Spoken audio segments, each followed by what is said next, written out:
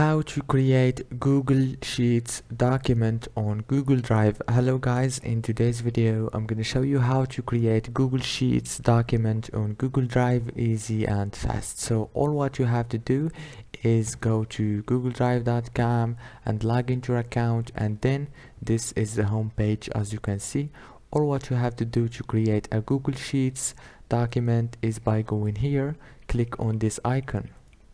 Now go down and click on Google Sheets, and it will take you directly to Google Sheets, and you can add anything here and like test, and it will be automatically shared to your drive.